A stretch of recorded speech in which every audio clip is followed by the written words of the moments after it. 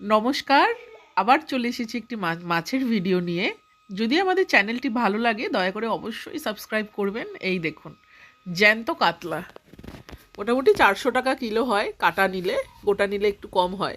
পাশেই রয়েছে ইলিশ, সেটা চিত্তকাকুর দোকান। মানে চিত্তকাকু আমি বলবো বাজারের সবচেয়ে বেস্ট মাছ এই চিত্তকাকুর কাছে থাকে। ইলিশ মাছ, যেটা বারবারই বলি, আমার সামর্থ্যের বাইরে, তাই আমি এর দাম জিজ্ঞেস করি না। তবুও মানে এক পাড়ায় থাকার সুবাদে মানে বলেই দেয় আমাকে যে এটা অনেক দাম।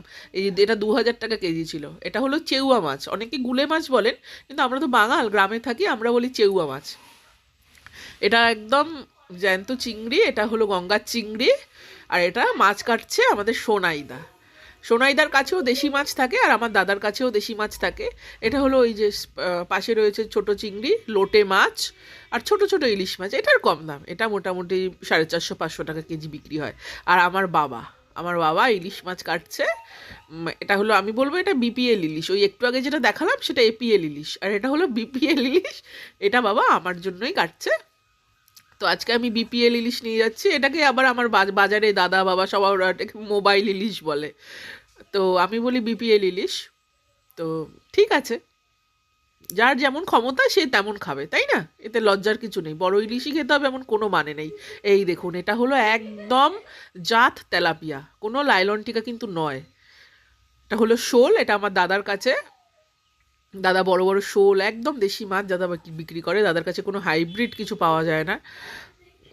কই বিক্রি করে প্রায় 1200-1300 টাকা কেজি, বড় বড় এক একটা 100 গ্রামের বেশি। এটা হলো গঙ্গার আর।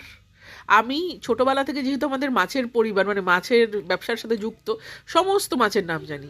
এই যে এটা হলো গঙ্গার চিংড়ি, এটা হলো রুই, পাশেই রয়েছে বাটা, আর ওই পাশে রয়েছে ট্যাংরা। এটা রাজু মাছ কাটছে ট্যাংরা মাছগুলো। এই ট্যাংরা মাছগুলো 800 টাকা কেজি, একজন ভদ্রলোক কিনেছেন। আর জ্যান্ত কাতলা, এটা তো নাচানাচি করছে, দেখতেই পাচ্ছেন। রুইটা একটুখানি। তবে আজকে আপনাদের একটা কথা বলি, এই মাছ জ্যান্ত দেখে অত আনন্দ পাওয়ার কিছু নেই। মানে একটা পাউডার মেশানো হয়, মানে অনেকক্ষণ এই মাছ জ্যান্ত থাকে, পুকুর থেকে সেই ভোরবেলা ওঠে এরা। তো আজকাল সবই কেমিক্যালের যুগ, জানেন। চলুন সকলে ভালো থাকবেন, দেখে শুনে খাবেন, একটু চোখ খুলে বাজার করবেন।